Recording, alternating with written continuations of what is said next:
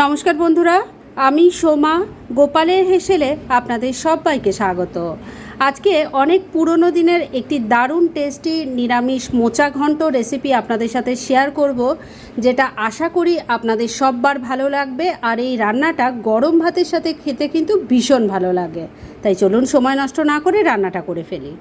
আজকে পুরনো দিনের এই অসাধারণ স্বাদের রান্নাটা করার জন্য কড়াইটা প্রথমেই গরম করে নিয়েছি। এর মধ্যে ছোট বাটির হাফ বাটি মুগ ডাল দিয়ে দিলাম।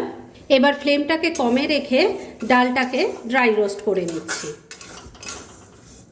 ফ্লেমটাকে একদম কমে রেখে মিনিট দুয়েক সময় নিয়ে মুগ ডালটা ড্রাই রোস্ট করে নিয়েছি। এবার গ্যাসটা বন্ধ করে দিলাম। আর এবার এই ডালটাকে নামিয়ে প্রথমে ভালো করে ধুয়ে নেব, আর তারপর এটাকে কিছুক্ষণ আমি জলে ভিজিয়ে রেখে তারপর নেক্সট স্টেপের দিকে এগোচ্ছি। এবার মূল রান্না শুরু করব, সেজন্য কড়াইয়ে সর্ষের তেল দিয়ে গরম করে নিয়েছি। এর মধ্যে প্রথমে দিয়ে দিচ্ছি অল্প একটু মৌরি, দিয়ে দিচ্ছি একটা শুকনো লঙ্কা, একটা তেজপাতা দিয়ে দিলাম, এর সাথে অল্প একটু হিং দিয়ে দিলাম। এবার ফোড়নটাকে কয়েক সেকেন্ড একটু ভাজা ভাজা করে নিচ্ছি। আর এই ফোড়ন ভাজা ভাজা হতে হতে এই রান্নার একটা মশলা বানিয়ে নিচ্ছি। কি কি দিয়ে মশলা বানাচ্ছি সেটা দেখিয়ে দিচ্ছি।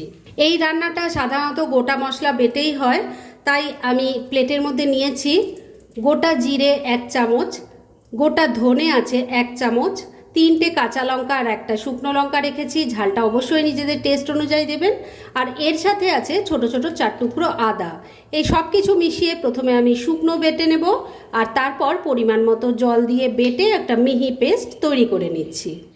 রান্নার জন্য মশলাটা দেখুন বেটে নিয়েছি, আর এদিকে ফোড়নটাও কিন্তু ভালো করে ভাজা ভাজা হয়ে গেছে। এবার এর মধ্যে দিয়ে দিচ্ছি একটু ছোট টুকরো করে কেটে রাখা আলু। এখানে আমি একটাই মিডিয়াম সাইজের আলু নিয়েছি। তেলের সাথে মিশিয়ে নিয়ে আলুর টুকরো আগে একটু ভাজা ভাজা করে নিচ্ছি। আলুর টুকরোগুলো ভাজা ভাজা করে নিয়েছি। এবার এর মধ্যে প্রথমেই তৈরি করে রাখা মশলার পেস্ট ঢেলে দিলাম।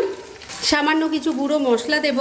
প্রথমেই দিয়ে দিচ্ছি অল্প হলুদের গুঁড়ো, অল্প একটু লঙ্কার গুঁড়োও দিয়ে দিলাম, স্বাদ মতো নুন দিয়ে দিচ্ছি, অল্প একটু চিনি দিয়ে দিলাম। এবার সব কিছু মিশিয়ে নিয়ে মশলাটাকে আলুর সাথে খুব ভালো করে কষিয়ে নিচ্ছি। বন্ধুরা, আপনারা আমার রেসিপি দেখার সাথে সাথে আমার ফেসবুক পেজ গোপালের হেসেল, তাতেও ভিজিট করতে পারেন। ডেসক্রিপশন বক্সে লিংক দেওয়া আছে। মশলার সাথে আলুর টুকরোটা ভালো করে মিশিয়ে খুব ভালো করে কষিয়ে নিয়েছি। এবার প্রথমেই যে ড্রাই রোস্ট করে মুগ ডালটা ধুয়ে ভিজিয়ে রেখেছিলাম সেই ডালটা দিয়ে দিলাম। সব কিছুর সাথে খুব ভালো করে মিশিয়ে কষিয়ে নিচ্ছি। এই রান্নাটা বন্ধুরা অনেক পুরনো দিনের একটা রান্না, খেতে অসাধারণ হয়। গরম ভাতের সাথে এটা খেতে জাস্ট অসাম লাগে। আগে যদি এভাবে না ট্রাই করে থাকেন, আমার রেসিপিটা দেখে কিন্তু একদিন ট্রাই করতে পারেন, আর তারপর কেমন লাগলো প্লিজ কমেন্ট করে জানাবেন। মিনিট দুয়েক সময় নিয়ে মুগ ডালটাকে সব কিছুর সাথে ভালো করে মিশিয়ে কষিয়ে নিয়েছি। এবার দিয়ে দেব এই রান্নার আরেকটা মেন ইনগ্রেডিয়েন্ট, সেটা হলো মোচা। আমি একটা মিডিয়াম সাইজের মোচাকে ভালো করে ছাড়িয়ে কুচিয়ে প্রেশার কুকারে একটু নুন হলুদ দিয়ে 2টো হুইসেল দিয়ে নামিয়ে রেখেছিলাম। এবার সেই মোচাটাই দিয়ে দিচ্ছি। সমস্ত কিছুর সাথে এই মোচাটাকে ভালো করে মিশিয়ে নিচ্ছি। বন্ধুরা, এইসব পুরনো দিনের রান্নাগুলো হারিয়ে যেতে বসেছে, তাই আপনারা যদি এই জেনারেশনকে এইভাবে রান্না করে কিছু না বলেই খাওয়ান না, মোচা খাচ্ছিস এটা যদি নাও বলেন তাতেও তো চলবে, কিন্তু ওরা খেয়ে যদি একবার টেস্ট পায় না, বারবার বানাতে বলবে। এটাই একবার ট্রাই করে দেখুন। সেদ্ধ করা মোচাটাকেও সব কিছুর সাথে খুব ভালো করে মিশিয়ে নিয়েছি। এবার ডাল আর সবজি যাতে মশলার সাথে ভালো মতো মিলেমিশে যায়, ভালো করে কষানো হয়, সেজন্য ফ্লেমটাকে লো আর মিডিয়ামের মাঝামাঝি রেখে ঢাকা দিয়ে 2-3 মিনিট রান্না করে নিচ্ছি। মিনিট 3 রান্নাটা করে নিয়েছি। এবার ঢাকা তুলছি। আমি কিন্তু মাঝে একবার ঢাকা তুলে একটু নাড়াচাড়া করে দিয়েছিলাম, আবারও একটু নাড়াচাড়া করে নিচ্ছি, কেননা নিচ দিয়ে যদি পোড়া লেগে যায় তাহলে খাওয়ার টেস্টটাই নষ্ট হয়ে যাবে। এবার এর মধ্যে জল দিয়ে দেব। জলটা এমনভাবে দেবেন যাতে সবজি আলু ডাল সমস্ত ভালো করে সেদ্ধ হয়, অথচ ঝোল ঝোল ব্যাপারটাও না থাকে, তাই সেই বুঝে জলটা দেবেন। মিক্সির জারটায় অনেকটা মশলা লেগেছিল, তার মধ্যেই আমি হাফ গ্লাস জল নিয়ে দিয়ে দিলাম। ভালো করে মিশিয়ে নিচ্ছি। সব কিছু ভালো করে মিশিয়ে নিয়েছি। এবার 2টো গোটা কাঁচা লঙ্কা দিয়ে দিলাম। আমি কিন্তু চিড়ে বা ফাটিয়ে দেইনি, শুধু গন্ধটা ভালো হওয়ার জন্য দিয়েছি। একটু মিশিয়ে নিলাম। এবার ফ্লেমটা ওই লো আর মিডিয়ামের মাঝামাঝি রেখেই ঢাকা দিয়ে 5-6 মিনিট রান্না করে নিচ্ছি।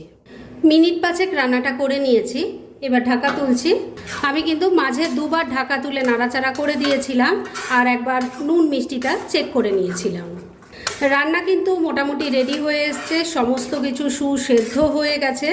এবার শুধু শেষ পর্যায়ে এর টেস্ট আরও এনহ্যান্স করার জন্য এর মধ্যে দিয়ে দেব অল্প একটু ঘি, মিশিয়ে দিচ্ছি। ঘিটা ভালো করে মিশিয়ে নিয়েছি, রান্না এবার একদম রেডি। গ্যাসটা বন্ধ করে দিলাম। এবার মিনিট 2 জন্য স্ট্যান্ডিং টাইমে এটাকে ঢাকা রাখছি আর তারপর সার্ভ করে আপনাদের দেখাচ্ছি।